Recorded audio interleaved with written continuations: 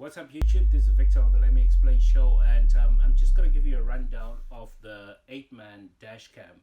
So the price point, we're talking about $49. That's excluding shipping. With shipping, depending on where you are, it should come under $60. So they have motion detection. In other words, you can leave them on once you've activated motion detection in your settings, and they will be able to capture motion when it happens. So in other words, it will go into sleep mode and only capture motion as it happens. It's got a G-shock sensor. Now a gravity shock sensor is basically like if there is impact on your vehicle, then it will capture and lock that particular footage. In other words, if you've got it set on loop recording, that is to record over previous footage, it won't record over that G-shock sensor activated scene. In other words, if you're in an accident, your files will be preserved. It also has loop recording. In other words, if you just wanted to go over old files once your storage your SD card is full, then it has that functionality. Why did I choose to review this particular dash cam? Well, at the point of recording this video, which is October 2019, it's got over 2,500 reviews and plus 1,000 questions, which I skimmed through and saw that most people were asking general questions. So it's not about the product itself, but also that there were a few people who reached out for customer service, and they were very well pleased with the service they received. So I thought I would give this particular product a try and see it for myself. And so far, I'm generally impressed with it. The suction cup is good. It's got good grip. A previous dash cam that I used had a problem with the suction cup, where the suction cup would fall off my screen, my windshield, as I was driving. It says it has great night recording. I say it says it has because I haven't tested it out at night yet. I will do that in my later review once I've used the camera for a bit. But what I have tested is the 170-degree angle, as you will see in the footage.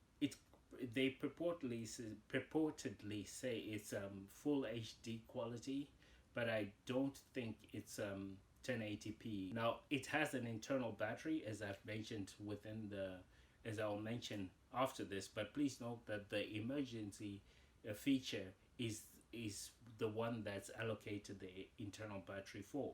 And what I mean by that is let's say you lose power, the power supply, and the camera hasn't saved your files yet, then that's when the internal battery kicks in to save your files. So it will back up your files using the internal battery, but you can't use the internal battery for storage. In other words, you have to have it plugged in.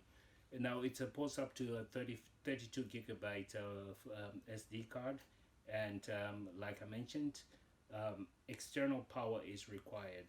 Now my final thoughts on it are that for $50 it does do a good job. The sound recording is good. Let's go with gold. Yeah.